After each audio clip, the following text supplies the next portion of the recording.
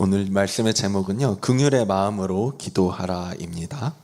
네, 오늘 본문은 디도서 말씀인데요. 디도서가 생소한 분들도 계실 것 같은데요. 디도서는 이제 바울이 그의 제자인 디도에게 편지를 쓰면서 교회의 일꾼들을 세울 때 어떤 점들을 가르쳐야 하는지 지침을 주는 책이라고 할 수 있습니다.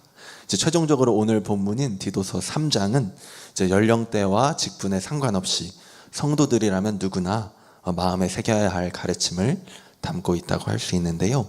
우리 한번 1절 띄워주시면 1절부터 한번 같이 읽어보겠습니다. 시작. 그대는 그들을 일깨워서 다스리는 사람들과 권세 있는 사람들에게 복종하고 순종하게 하며 모든 선한 일을 할 준비를 하게 하고. 네, 아멘. 네, 오늘 본문이 시작되는 걸 보면 그대는 그들을 일깨워서라고 시작을 합니다. 이 일깨움에 대해서 조금 이야기하면서 말씀을 시작해 보려고 하는데요. 우리가 신앙생활을 하면서 가장 큰 복이 있다면 하나님으로부터 일깨움을 받는 삶을 살아갈 수 있다는 것입니다. 하나님은 여러 통로를 통해서 우리에게 말씀해 주시는데요. 말씀을 통해서도 이야기해 주시고 때로는 환경을 통해 아니면 지나가는 사람의 음성을 통해서도 이야기해 주시지요. 또 성경을 보면 꿈이나 환상을 통해서도 하나님의 일깨움을 받는 경우들이 있습니다. 그리고 또한 우리가 이번 달 주제이기도 한데 우리는 기도할 때 하나님의 일깨움을 받습니다. 기도할 때 마음에 깨달음이 오는 것을 경험하기도 하고 관점이 새로워질 때도 있고 또한 응답하시는 하나님을 경험할 때도 있죠. 신앙은 살아계신 하나님과의 관계이고 이 관계가 있다면 우리에게 교제가 있어야 됩니다. 그리고 우리는 이 기도를 통해 하나님과의 교제를 경험하는데요. 우리 하나님의 일깨움을 받을 때 그 일깨움 하나로 어떤 사람은 인생이 바뀌기도 하고 또 신앙의 패러다임 자체가 바뀌는 경우도 있습니다.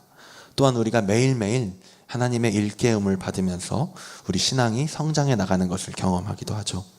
그래서 매일매일 하나님의 이 일깨움을 받는다는 것이 우리의 신앙이 살아있다는 그 증거가 되기도 합니다. 근데 오늘 본문의 일깨움의 이 원어적 의미를 찾아보면 이건 영어로 치면 remind인데요. 바로 기억나게 한다라는 의미가 있습니다. 기억나게 한다라는 건 무슨 뜻일까요? 하나님이 우리를 일깨워 주시는 내용이 대부분의 경우 우리가 모르고 있는 내용이 아니라는 것입니다. 우리가 익히들어 알고 있는 내용인데 잊고 있는 내용이라는 거예요.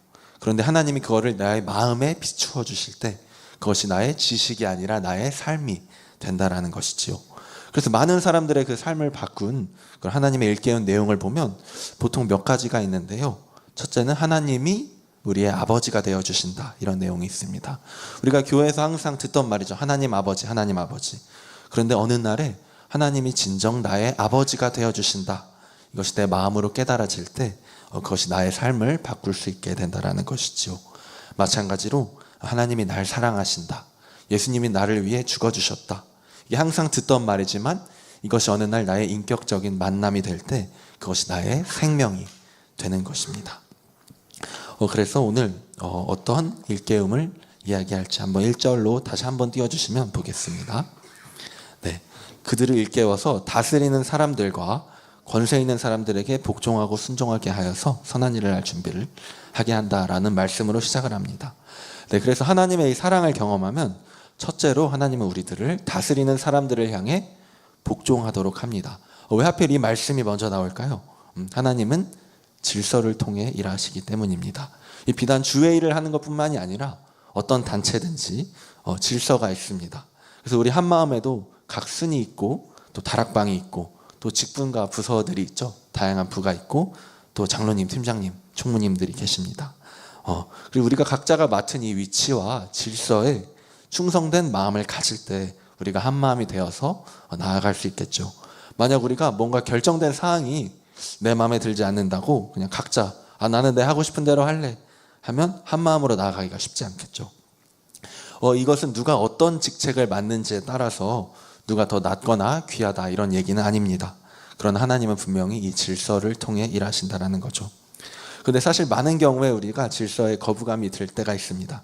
특히 질서상 이제 나에게 지시를 내리는 사람들의 이제 흠이 보이게 될 때 우리에게 순종이 좀 힘들어 보이는 경우가 많이 있죠. 그런데 하나님은 분명히 우리를 다스리는 자들에게 순종하라고 이야기하십니다. 그리고 이러한 기쁨의 순종에는 아름다움이 있다고 성경은 말하고 있습니다.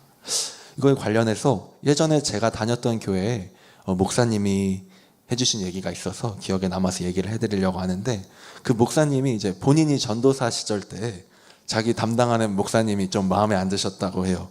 그래서 내가 그 목사님 자리에 있으면 내가 더 잘할 것 같은데, 그런 생각을 하셨다고 합니다.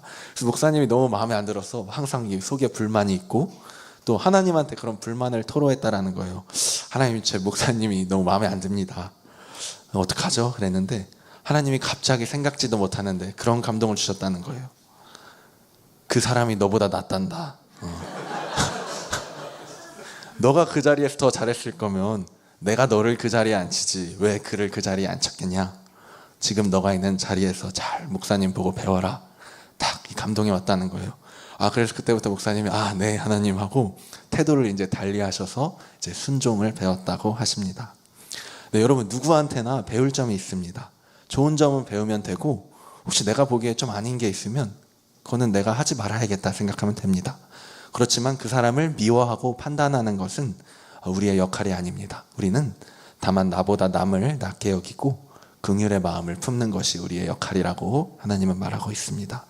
네, 계속해서 2절, 3절 한번 읽어보도록 하겠습니다. 같이 읽을게요. 남을 헐뜯거나 다투지 않고 모든 사람에 대해 너그러움과 진정한 온유를 나타내게 하여라.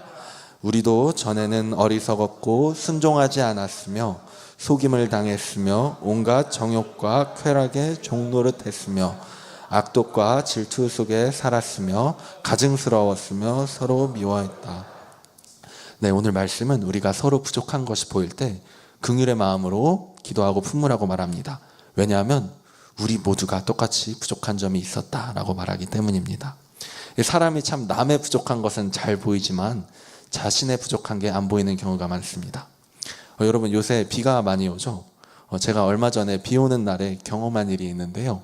이제 지하철역의 출구 앞에 제가 조금 오래 서 있어야 됐던 적이 있습니다. 비가 올 때. 그 이유는 제가 우산을 까먹고 안 가져와서 그랬는데요. 이제 가만히 서 있어서 주변을 보는데 한 아주머니가 계셨습니다. 근데 이분이 우산을 든 채 출구 앞에 계속 서 있는 거예요. 아마 이제 나갈 약속을 기다리는 것 같았습니다. 근데 이제 그분을 다른 여성분이 지나가면서 이제 나가야 되니까 우산을 피면서 딱 나가는 거예요. 근데 여러분 아시겠지만 이게 비 묻은 우산을 펼치면서 나가면 그 비가 주변에 튀기잖아요. 그래서 이제 나가는 여성분은 자기가 물이 튀긴 걸 모른 채로 딱 펼치면서 나갔습니다. 근데 이 물이 기존에 기다리던 아주머니 위에 딱 튀긴 거예요. 그 아주머니가 약간 기분이 나쁘셔서 그 나가는 여자분을 약간 뒤에서 째려보시는 걸 제가 봤어요. 물론 이제 나가는 분은 모르겠죠, 전혀. 그래서 아이쿠 그렇구나 했는데 좀 많이 기분이 안 좋아 보이셨거든요. 근데 잠시 뒤에 이제 이분이 나갈 차례가 된 거예요. 어디서 연락을 받으셨는지 이제 이분이 똑같이 우산을 펼치고 딱 나가려고 하는데 이 아주머니가 몰랐던 사실이 있습니다. 아주머니가 딱 나가려고 하는 그 순간에 바로 뒤에서 다른 분이 걸어오고 있었던 거예요. 근데 이 아주머니는 이걸 못 보고 그냥 본인이 나가야 되니까 딱 펼치면서 나가는데 그 물이 그대로 뒤에 분한테 튀기는 걸 제가 봤어요. 근데 그분은 이제 이걸 모르고 나가신 거죠. 제가 이걸 보면서 딱 깨달은 게 있습니다. 이게 사람이 이런 존재구나. 다른 사람이 잘못한 거는 굉장히 쉽게 보이지만 사실은 나도 모르는 사이에 내가 그 같은 잘못을 누군가에게 범하고 있을 수 있겠구나. 딱 그게 생각이 드는 거예요. 그래서 나도 조심해야겠다. 남의 잘못을 판단하는 게 아니라 내가 그런 적은 없나 돌아봐야겠다. 이런 생각을 했습니다. 네, 지금 하나님의 이제 사랑의 일깨우심에 대해 이야기하고 있는데요. 제가 이제 기도하다가 하나님의 사랑의 그런 일깨움을 받았던 경험을 몇 가지 말씀드리려고 합니다. 여러분 좀 부끄러운 얘기인데요. 제가 이제 누군가를 보면서 솔직히 이런 사람은 좀 벌받아 마땅하지 않나, 좀 더 심하면 약간 죽어 마땅하지 않나 이런 생각을 해본 적이 있습니다. 제가 옛날에 이런 경험을 했던 거는 언제 이제 어떤 분을 보는데 좀 유명한 분이었는데 하나님을 아주 대적하는 사상을 엄청 열심히 전하는 분이었어요. 공개적으로도 전하고 또 이분이 그렇게 많은 크리스찬들의 믿음을 흔든다는 거예요. 그래서 제가 이분을 보는데 너무 화가 나더라고요. 그래서 제가 기도하다가 하나님, 이런 사람은 좀 죽어 마땅하지 않습니까? 한번 이렇게 딱 질문을 던진 적이 있습니다. 근데 제가 너무 깜짝 놀랐습니다. 즉시로 제 마음에 너무 강한 감동이 오는데 하나님이 이렇게 얘기하시는 것 같은 거예요. 용찬아, 너도 똑같았단다. 이렇게. 그러면서 갑자기 저의 옛날 모습이 생각이 났습니다. 제가 모태 신앙이긴 한데요. 이제 자라면서 중간에 굉장히 이 신앙의 방황기라고 해야 될까요? 이 삶과 죽음의 문제에 대해 되게 고민했던 적이 있었습니다. 근데 이때 제가 어떻게 하고 다녔냐면 십자가 이 의미가 죄를 씻어주기 위해 죽어주신 건데 이거 의미 나는 인정 못하겠다라고 하면서 제가 만나는 주변에 이제 크리스찬 친구들한테 제가 가면서 야, 이 십자가 의미가 그게 맞아? 막 이러면서 막 따지고 제 얘기를 하고 그랬던 그게 갑자기 생각이 나는 거예요. 아, 그렇구나. 그리고 저는 또 깨달았습니다. 아, 이게 예수님이 어느 날에 나를 만나 주셨기 때문에 내가 이 십자가의 복음이 믿어지는 거구나. 예수님이 만나 주시지 않으면 누구나 그럴 수밖에 없는 거구나. 이게 너무 느껴지면서 아, 갑자기 그분을 향해 긍휼의 마음이 들게 되는 겁니다. 그래서 하나님, 아, 그분도 만나 주세요. 이렇게 기도를 하게 됐습니다. 그리고 얼마 후에 이제 학교 선배 중에 한 명이 제게 와서 묻는 거예요. 영찬아, 너는 교회 다니는 입장에서 이렇게 나같이 막 세상에서 사는 나를 보면 무슨 생각이 드냐? 갑자기 저한테 물어보는 겁니다. 그래서 제가 얼마 전에 바로 드렸던 그 기도가 생각이 나서 아, 선배, 저는 그런 생각을 합니다. 왠지 이유는 모르겠지만, 정확한 이유는 모르겠지만 하나님이 단지 그냥 저를 선배보다 좀 먼저 만나주신 거라고 생각을 해요. 저는 하나님이 먼저 만나주셔서 그 은혜로 이렇게 살아가야 된다고 얘기를 드리는 것 뿐이지만 저랑 선배랑 완전 똑같다고 생각합니다. 그래서 저는 하나님이 선배도 찾아가 주시고 만나 주시기를 기도하고 있어요. 이렇게 답을 드렸어요. 그때 선배님이 약간 예상하지 못한 답변이었는지 약간 놀라시더라고요. 그리고 나서 마음을 열고 좀 더 많은 얘기를 저에게 나눠주시는 거를 경험하곤 했습니다. 네, 근데 역시 사람은 잘 까먹는다고 하죠. 제가 시간이 조금 더 지난 후에 제가 한 번 더 비슷한 기도를 드린 적이 있습니다. 이번에는 이제 너무 끔찍한 가끔씩 범죄를 저지르는 사람들의 내용이 나오잖아요. 그런 뉴스나 아니면 이런 데 보면 제가 그런 걸 보면서 하나님, 제가 이런 마음 품지는 않기로 했는데 하나님, 솔직히 저런 사람들은 죽어마땅하지 않습니까? 또 한 번 기도를 한 적이 있어요. 근데 이번에는 그 이전보다 더욱더 충격적인 그런 감동이 제 안에 일어났습니다. 제가 정말 생각하지도 못한 감동이었는데요. 하나님이 이렇게 얘기를 해주시는 것 같은 거예요. 영찬아, 나는 그 영혼이 그 죄값으로 나중에 죽어서 지옥 가는 것이, 그 한 영혼이 지옥 가는 것이 나는 너무나 슬프단다. 이런 감동을 제 안에 주시는 겁니다. 이것도 제가 진짜 생각하지도 못했던 감동이었어서 그 순간에 제 안에 너무나 큰 충격과 함께 제 막 눈물이 막 흘렀던 기억이 납니다. 그러면서 제가 그때 느낀 게 아, 하나님의 이 사랑과 긍휼이라는 것이 우리 인간의 마음으로 함부로 재단할 수 없는 그런 사랑이구나, 이런 것을 느꼈습니다. 그리고 그때 이후로 이제 제가 혼자 만든 말인데요. 제가 혼자 마음으로 품는, 항상 사람들을 대할 때 아, 이 마음으로 대해야겠다 하고 만든 말이 있습니다. 그냥 제가 혼자 만든 말이에요. 네. 이 세상에 죽어 마땅한 사람은 존재하지 않습니다. 왜냐하면 우리 모두가 죽어 마땅한 사람이기 때문입니다. 네, 이런 결론에 스스로 이제 이르렀습니다. 네, 계속해서 4절과 5절 읽어보도록 할게요. 네, 그러나 우리 구주 하나님의 자비와 사랑이 나타났을 때 그분이 우리를 구원하셨다. 이는 우리의 의로운 행위 때문이 아니라 오직 그분의 자비 때문이다. 그분은 거듭나게 씻어주시고 성령의 새롭게 하심으로 인해 구원하셨다. 아멘. 네, 여러분, 이 세상에 존재하는 분 중에 모든 사람의 부족함과 죄를 가장 잘 아시는 분이 한 분 있다면 그분은 예수님입니다. 하나님이시니까요. 그런데 이분이 우리에게 어떻게 행했는가를 보면 이분이 우리의 모든 죄를 정죄하는 것이 아니라 우리를 향한 사랑과 자비의 마음을 품으셨다고 성경은 말합니다.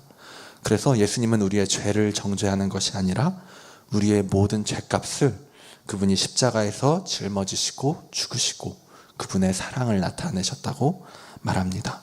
그리고 이를 믿는 모든 이에게 구원의 길을 열어주셨다라고 하는 겁니다. 우리 한번 히브리서 9절 같이 읽어보도록 하겠습니다. 시작.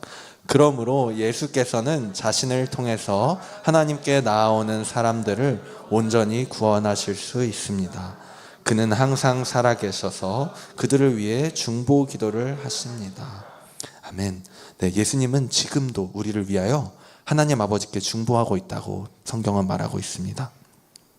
그래서 이 예수님의 긍휼을 입은 사람은 다른 이를 위한 긍휼의 마음을 품을 수밖에 없습니다. 왜냐하면 예수님이 나를 그렇게 사랑하시는 것처럼 내 이웃을 그렇게 사랑하시기 때문입니다. 그 예수님이 우리를 얼마나 사랑의 눈으로 보시는가에 대해서 제가 또 한번 느낀 것이 있는데요. 이건 약간 개인적인 얘기인데 아는 분들은 아시겠지만 저희 어머니도 우리 한마음에 계신 분들과 같은 그런 종류의 그 정신질환을 갖고 계십니다. 그래서 사실 이게 결혼 전부터 있으셨어요. 근데 아무튼 저희 아버지와 이제 결혼 후에 이제 모두 다 아시겠지만 이제 그런 어머니를 돌보는 데 있어서 저희 가족뿐만 아니라 특히 아버지께서 이제 당신의 삶에 많은 부분을 할애하셨습니다. 근데 저는 이제 그걸 보면서 그런 생각을 하곤 했습니다. 하나님, 우리가 이제 주님을 위해 산다고 하면 주님을 위해 더 많은 사람들을 향해 더 많은 일을 할 수도 있을 텐데 이렇게 어머니 한 분 돌보는 것에 우리 굉장히 너무 많은 에너지를 쏟는 것은 아닌가요? 그런 생각을 좀 하면서 지냈던 때가 있었어요. 그런데 이제 제가 이제 그때 어떤 교회를 다니고 있었는데 그 교회가 아주 열심히 헌신하는 그런 교회였어요. 그래서 그 교회에서 이제 집회를 하는데 여러분 혹시 헌신하는 집회 가보면 알겠지만 이제 막 설교 끝나고 기도할 때 우리 주님께 헌신할 사람은 이제 결단한 사람은 앞으로 나오십시오 막 이런 콜링 하잖아요. 그럼 이제 사람들이 막 헌신하겠습니다 하고 막 이제 나가잖아요. 저도 이제 거기에 보면서 그래 나도 헌신해야겠다 이제 하면서 딱 자리에 사람들 일어나는 순간에 딱 똑같이 일어나는 그 나가려는 그 순간이었습니다. 근데 이때 정말 갑자기 제 안에 어떤 마음이 드는데 제가 이때 생각지도 못한 마음이었어요. 왜냐면 제가 그때 부모님에 대한 생각을 아예 하고 있지도 않았었거든요. 근데 너무 강력한 감동으로 제가 딱 일어서서 나가려는 순간에 하나님이 이렇게 내 마음에 얘기해 주시는 것 같았습니다. 영찬아, 내가 너희 아버지를 정말로 사랑한단다. 너희 아버지는 너희 어머니를 최선을 다해 돌봤단다. 이렇게 하는 감동이 제 안에 오는 거예요. 그래서 저는 이제 앞으로 일단 걸어 나가고 있으니까 앉아서 울었는데 아마 사람들이 우는 거랑은 약간 다른 이유로 울었던 것 같아요. 다들 이제 헌신하겠다고 막 울고 있었을 텐데 저는 이제 그 다른 걸 느끼고 울었습니다. 우리가 막 주님을 위해 많은 일을 한다, 많은 사람을 구원하겠다, 막 헌신하고 이런 것 정말 귀한 일이죠. 너무 귀한 일이지만 하나님은 그것뿐만이 아니라 내 주변에 내게 맡겨주신 가장 가깝고 연약한 영혼 그 한 명을 정성을 다해 돌보는 것, 그걸 정말로 귀하고 아름답게 보시는구나 라는 게 그때 너무 느껴져서 울었고요. 또 하나는 이제 아무래도 가족이다 보니 내가 이제 우리 아버지를 보기에는 좀 부족한 점이 많아 보였는데 오히려 하나님께서 우리 아빠를 정말 사랑해 주신다라고 얘기를 해 주시는 거예요. 그래서 이 사람의 눈으로 오히려 같은 불완전한 사람이 부족한 점을 막 짚어서 보는데 오히려 하나님께서 우리를 완전한 사랑의 눈으로 봐주시는구나 라는 것을 느껴서 그때 많이 울었던 것 같습니다. 여기 한마음에 있는 많은 가정들은 다 또 각각의 어려움을 지나왔고 또 지금도 많은 어려움을 지나고 계신 줄 압니다. 그리고 그 어려움은 다 각자 다르겠죠. 그런데 제가 오늘 말씀드리고 싶은 것은 하나님께서 여러분 각자가 그 가정의 처한 환경 속에서 여러분 가정에 가장 연약한 영혼이 있잖아요. 그 영혼 한 명을 최선을 다해 사랑하고 섬기는 그 모든 과정을 하나님이 보고 계신다는 것이며 그리고 하나님께서 그 섬김을 사랑의 눈으로 보고 계신다라는 것입니다. 하나님이 우리에게 원하는 것이 눈으로 보이는 뭔가 많은 위대한 일, 그런 업적이 아니라 다만 하나님이 우리에게 주신 그 사랑을 우리가 받아들이고 그리고 그 사랑의 마음으로 내게 맡겨진 가장 가까운 그 영혼 한 명을 사랑의 마음으로 품는 것, 긍휼의 마음으로 품는 것, 이걸 하나님이 원하신다라는 것입니다. 우리가 심지어 다 흠이 많지만 하나님이 심지어 그것조차도, 그 사실조차도 우리보다 더 잘 알고 계십니다. 그리고 그런 흠 많은 우리의 모습 자체도 사랑의 눈으로 보아주신다라는 것입니다. 네, 우리 마지막 이제 6절, 7절 읽도록 하겠습니다. 시작.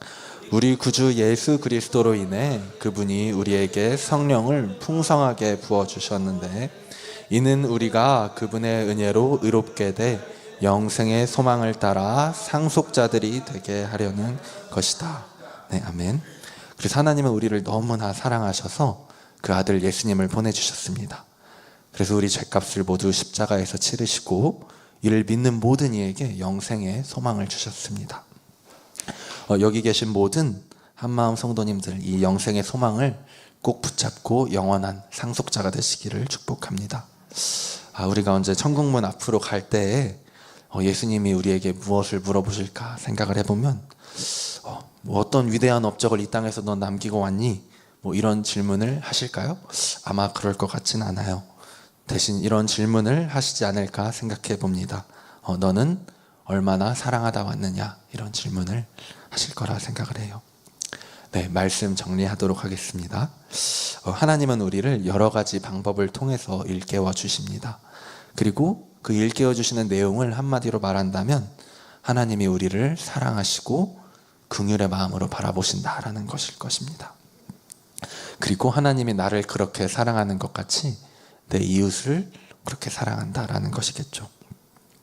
그래서 오늘 여기 계신 우리 모든 한마음 성도님들은 그 하나님의 사랑으로 매일의 삶에 일깨움을 받는 삶을 살아가며 또 그 긍휼의 마음으로 우리 서로 품어주고 사랑하며 기도하며 이 땅의 여정을 완주하는 우리 한마음 성도님들 되기를 축복합니다. 네, 우리 매일매일 하나님의 그 마음 한량없는 긍휼과 하나님과 동행하는 기쁨을 충만히 누리는 우리 한마음 성도님들 되기를 축복합니다. 네, 우리 이 시간에 같이 두 가지만 두고 기도를 했으면 좋겠습니다. 우리 이 시간에 먼저 같이 기도하실 때에는 이 자리에 계신 분들 중에 예수님의 사랑이 정말 믿어지는 분들도 있을 것이고 그런 만남의 경험이 있는 분이 있을 것이고 또한 아직은 없는 분들도 있을 거라고 믿습니다. 그러나 그것과 상관없이 이 시간에 우리가 예수님께 예수님 정말 계시다면 나를 만나주세요. 주님이 나를 사랑하신다는 것을 내가 느끼게 해주세요. 내가 주님을 찾습니다. 주님 나를 만나주세요. 또한 주님의 그 긍휼의 마음을 부어주세요. 우리가 이 시간에 각자의 모습대로 예수님께 우리 조용하게 주여 한번 부르시고 기도하겠습니다. 주여. 하나님 아버지 감사합니다. 하나님 정말 예수님이 성경에 보면 성경에서 예수님께서 우리를 너무나 사랑하셔서 우리의 죄값을 다 치러주시고 대신 죽어주시고 부활하셨다라고 합니다. 하나님 우리 여기 모인 모든 한마음 사람들 한 분 한 분이 아버지 그 사랑이 아버지 하나님 믿어지게 하여 주시옵소서. 예수께서 얼마나 우리를 사랑의 눈으로 바라보시는지 우리를 위해 피 흘려 죽으시고 부활하신 그 사랑이 우리를 완전케 해보시는 그 사랑이 아버지 우리가 믿어지게 하여 주시옵소서.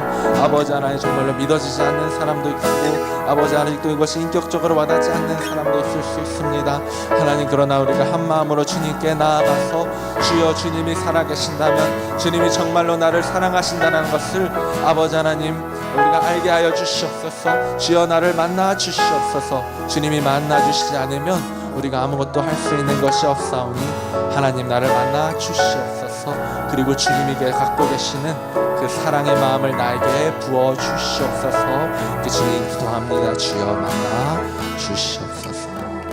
우리 마지막으로 하나 또 기도할 것은 우리 시간에 각자 내 주변의 영혼들을 생각하면서 긍휼의 마음으로 기도하기를 원합니다. 하나님 나에게 긍휼의 마음을 하나님의 그 마음을 부어주셔서 하나님 지금 이 시간 생각나는 그 영혼을 향해 긍휼의 마음을 달라고 또한 그 영혼을 향해 기도되는 감동의 기도 제목이 있다면 지금 이 시간에 우리 주여 한번 부르시고 기도하도록 하겠습니다. 주여 하나님 감사합니다. 하나님 주님은 우리를 긍휼의 마음으로 바라보십니다. 우리가 각자가 너무나 부족함과 흠이 많지만 하나님께서 우리를 너무나 사랑하시고 우리를 긍휼의 마음으로 바라보십니다. 하나님 아버지 내가 내 지금 가장 가까이 있는 그 한 영혼 아버지 하나님 그 영혼을 내가 사랑하기를 원합니다. 하나님 주님 그 영혼을 향해 기도하게 하여 주시며 아버지 그 영혼을 향한 주님의 놀라운 계획을 알게 하여 주시며 아버지 하나님 그 영혼이 당한 그 힘든 통로가 아니라 주님이 오히려 주시는 복의 통로임을 아버지 하나님 알게 하여 주시며 주님의 아버지 하나님 그 사랑과 생명의 그 영혼을 통하여 아버지 또한 우리 가정과 내 각자의 사역에 있어서 주님의 놀라우신 은혜가 상 있게 하여 주시옵소서. 생명의 하나님 감사합니다. 오늘 긍휼의 마음으로 기도하라라는 제목으로 말씀 나누었습니다. 하나님 아버지 우리 주님이 얼마나 우리를 사랑하시는지 여기 있는 모든 한마음 성도님들에게 그것이 인격적 적극적으로 다가가게 하여 주시며 우리가 매일 그 주님의 사랑에 일깨움을 받는 우리 한마음 성도님들 한 분 한 분 되게 하여 주시옵소서. 우리가 우리 가정과 우리 주변에 가장 연약한 영혼 또 가장 가까이 있는 영혼들을 사랑과 긍휼의 눈으로 바라보는 그 눈 마음을 허락하여 주시며 우리가 천국 가는 그날까지 매일매일 더욱 사랑하며 살아가는 우리 사랑하는 한마음 성도님들 되게 하여 주시옵소서. 감사합니다. 사랑합니다. 예수님의 이름으로 기도드립니다. 아멘.